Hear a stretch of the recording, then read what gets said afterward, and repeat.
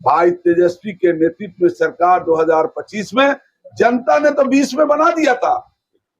N pan प्रकरण से इन लोग रह गया, नहीं तो कहीं सुना कि 3 नंबर की पार्टी जब मुख्यमंत्री इतना दिन रहे 20 साल, ये कौन चला रहा है? यही भूंजा पार्टी चला रहा है।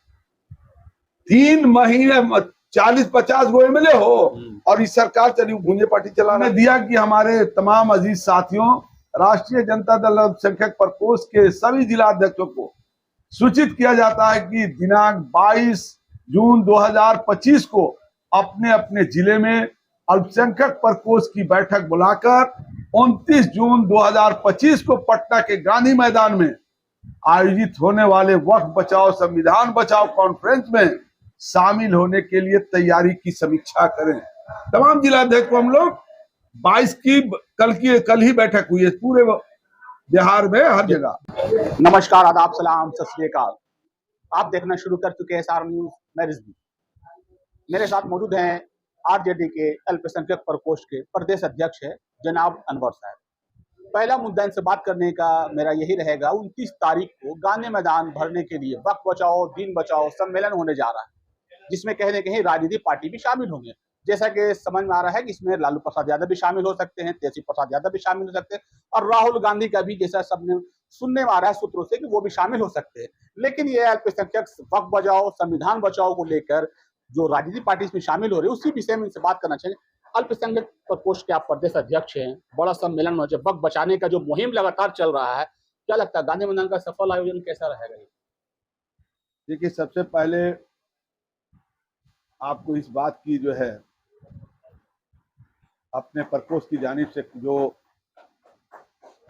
काम किए गए हैं उनको मैं जो है आपके चैनल के माध्यम से अपनी पूरी बिहार की मिल्लत के लोगों को, अमन पसंद लोगों को और संविधान के मानने वाले लोगों के बीच में जो है अपनी बातों को रखना चाहते हैं कि राष्ट्रीय जनता दल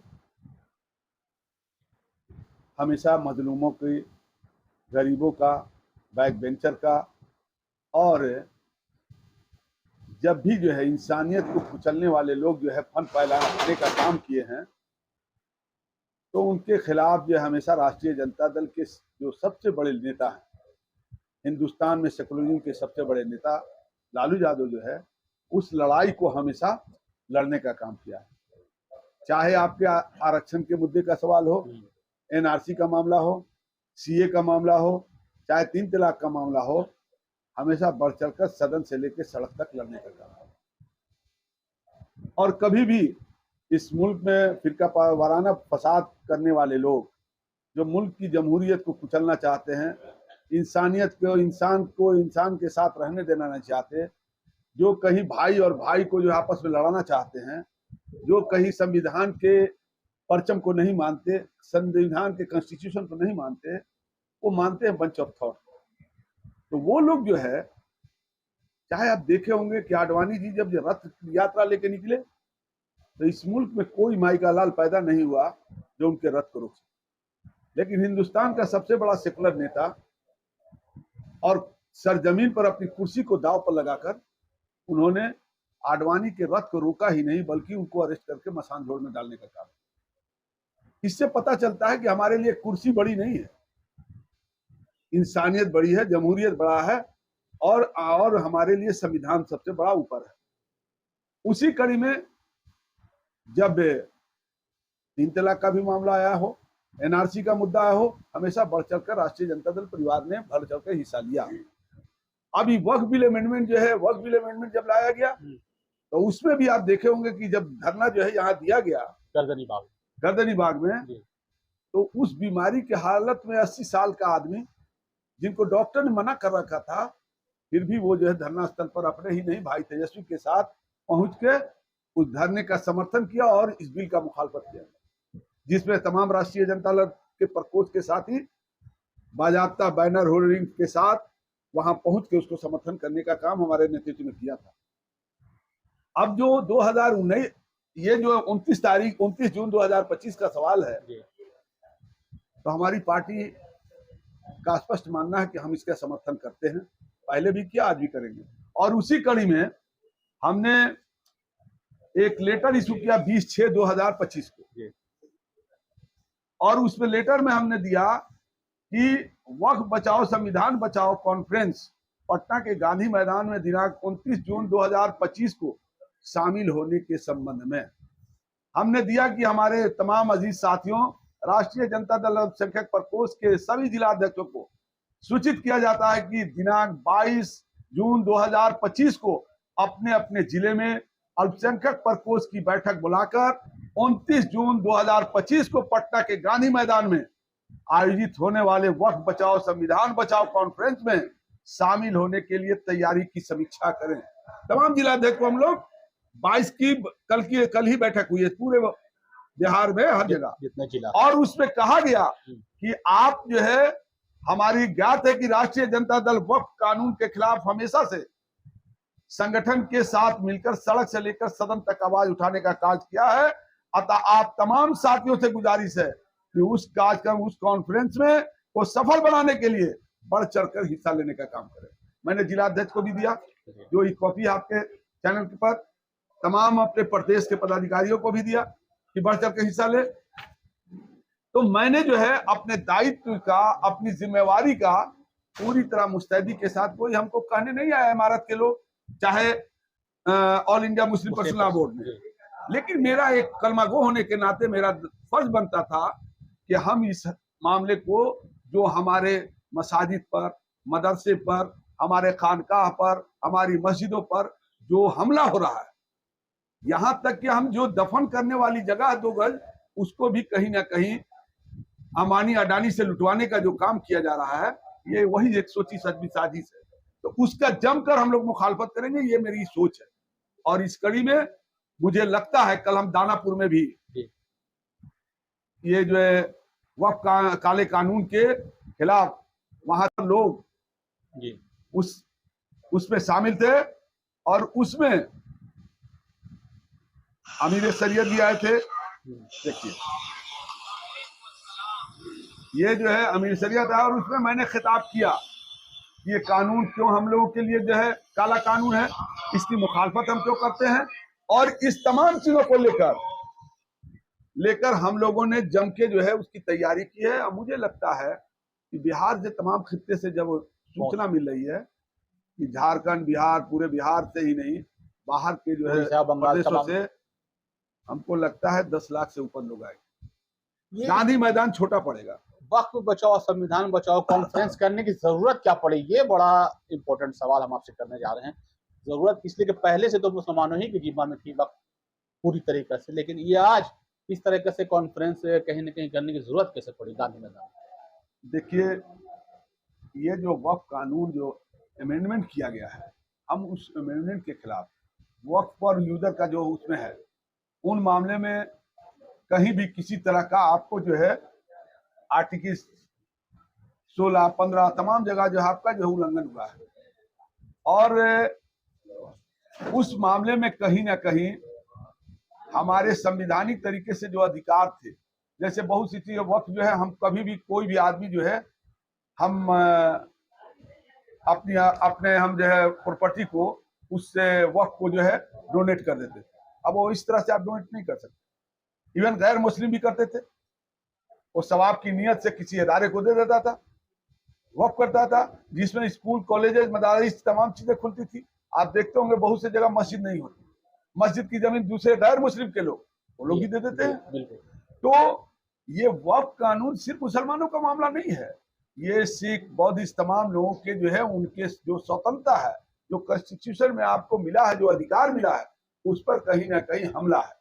और इसलिए इस कानून के खिलाफ पूरे मुत्तहिद होकर आपने कानून के जरिए हमारे बाबरी मस्जिद के एक्शन के मामले में वहां पर जो है आपने हमला किया, उसको भी चाहा कि आप मुद्दा बना के हम सत्ता को हासिल करें।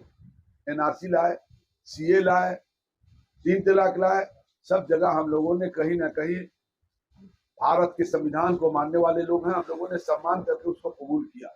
लेकिन ये जो मामला है, ये हमारे जीवन और मरण का सवाल है, और ये मेरे पूरे अस्तित्व को समाप्त करने के लिए इस कानून को लाया गया है। और किसके लिए लाया गया?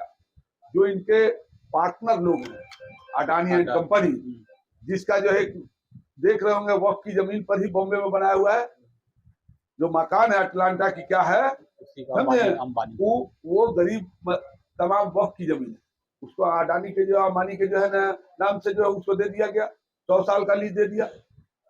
तमाम जगहों पे अब देख रहे गल्फ कंट्रियों में हमला जो हो रहा है वो तमाम इजराइल के जगह पर ही, तो पूरा तरह से ही सरकार अंबानी अडानी को लुटवा रही है देश का प्रॉपर्टी, तो उसको लुटवाने के लिए, उसको देने के लिए ये अमेंडमेंट किया गया है, चाहे रेल की प्रॉपर्टी हो, चाहे जो है एयरपोर्ट की प्रॉपर्टी हो, तमाम चीजों को कब्जा करने की एक सोची समझी साजिश है। और ये काम करके ताकि डिवाइड एंड रूल लागू करे और मेरी सत्ता चलती रहे, इसलिए कि इनको ना दवाई कमाई पढ़ाई सुनवाई वाली सरकार तो चाहिए नहीं। ये अभी जाकर देख रहे वहां सीमान में भाषण दे रहे थे मोदी जी, अरे आरा की सरजमीन पर जो घोषणा किए, कितना दूं, 1 करोड़ दूं, 2 करोड़ दी, 1.25 लाख करोड़ दिया, आज तक कुछ नहीं मिला। पटना में आके जो है नीतीश कुमार हाथ जोड़ जोड़ के पटना यूनिवर्सिटी को सेंट्रल यूनिवर्सिटी करना चाह रहे थे, कुछ नहीं हुआ।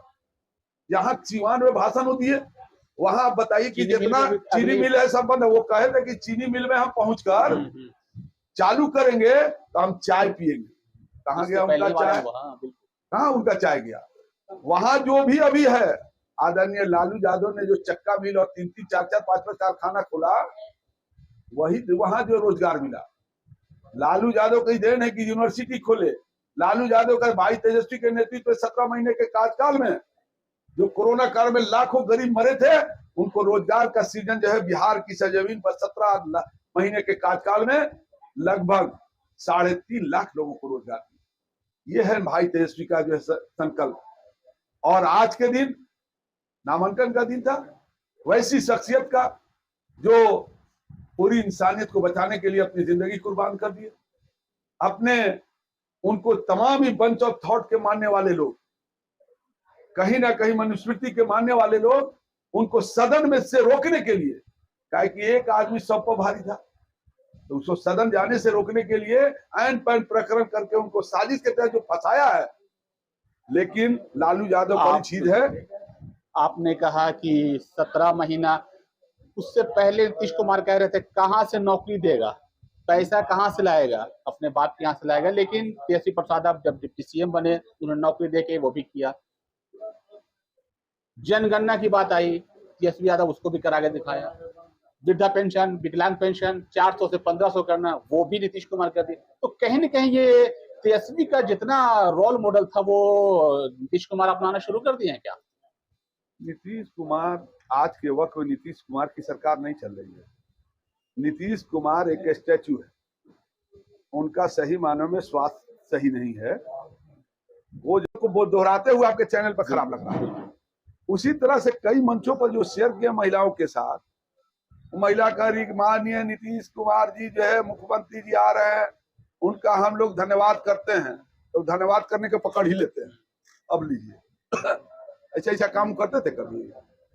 वो जो है अभी हाल में आप देखे होंगे राष्ट्रीय गान चल रहा है, वो गान में राष्ट्रीय गान हो रहा, वो दीपक प्रसाद को तंग कर रहे हैं, जिनकी पत्नी अभी जो है बनी है ये आयोग की मेंबर, तो वही लोग चला रहा है।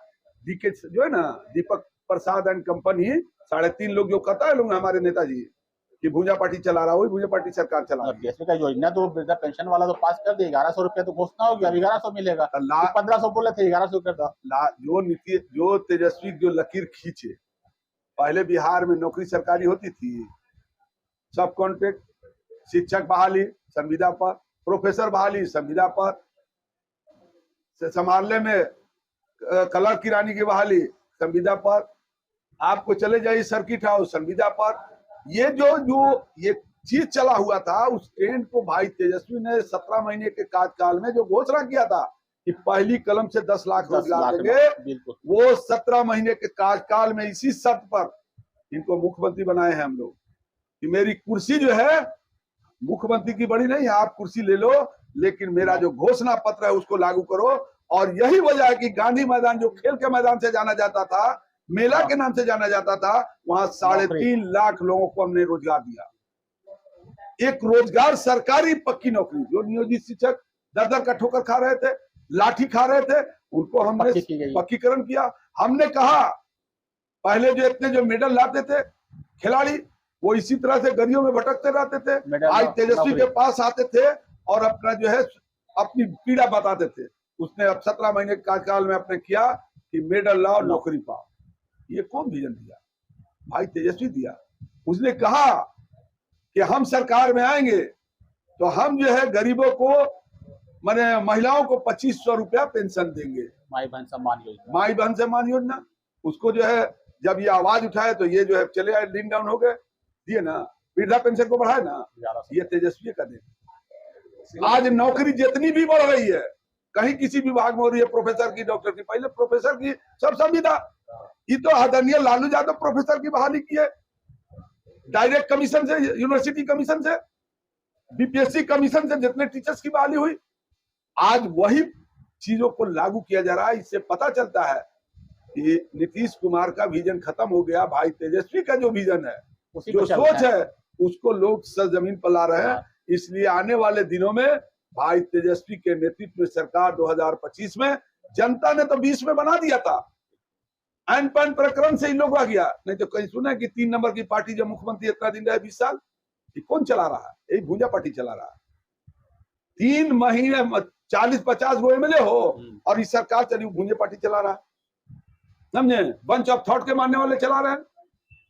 लालू यादव जो एब्सोल्यूट मेजोरिटी में थे, सरकार को 17 महीने में कर्पूरी ठाकुर का गिरा दिया। इससे पता चलता है यहाँ के सामंती मिजाज के लोग, गरीब गुरबे की आवाज जो बनने वाले हैं, उनको जो है सत्ता में देखना नहीं चाहते। लेकिन इस बार मन बना लिया जनता ने कि भाई तेजस्वी के नेतृत्व में 2025 में सरकार बनेगी, और वो सरकार एक युवाओं के लिए होगी, किसानों के लिए होगी, महिलाओं के लिए होगी, समझे? और तमाम इस मुल्क में अमन पसंद करने वाले लोगों की होगी, और कानून का राज होगा। जो अपराधी का राज अभी चल रहा है ना, वो अपराधी को घर में घुसना पड़ेगा, और कानून जो है चलता है रोब से, लुजुर बुजुर से नहीं चलता। सरकार मुख्यमंत्री खत्म है, दलील हो गए हैं, तब कैसे चलेगा? चलिए, मेरे साथ मौजूद थे आरजेडी अल्पसंख्यक प्रकोष्ठ के प्रदेश अध्यक्ष अनवर साहब थे। उन्होंने कह दिया है कि वक्फ बचाओ, संविधान बचाओ की पूरी तैयारी है। 29 तारीख को लगभग 10 लाख लोग इस बार वक्फ बचाओ, संविधान बचाने के लिए गांधी मैदान भरने आ रहे हैं। वो वक्त बताएगा, 29 तारीख का इंतजार करते हैं। लेकिन तेजस्वी की सरकार इस बार बनाने के लिए पूरी तरीके से लोग कमर कस चुके हैं, और जितनी भी योजनाएं तेजस्वी प्रसाद यादव ने कहा था कि सरकार बनती है तो हम ये योजना को लाएंगे, तमाम योजनाएं लगभग धरातल पर उतरती नजर आ रही है। इसलिए कि बिहार विधानसभा चुनाव इसी साल है, बस कुछ ही वक्त बच गया है। लेकिन सरकार अभी से वो तैयारी जो तेजस्वी प्रसाद यादव कर रहे थे, उसको धरातल पर उतार रही है। जैसे कि वृद्धा पेंशन, विकलांग पेंशन 400 से 1100, तेजस्वी प्रसाद ने कहा था कि 1500 करेंगे। अभी भी कुछ खामी है, उसको भी देखा जाएगा।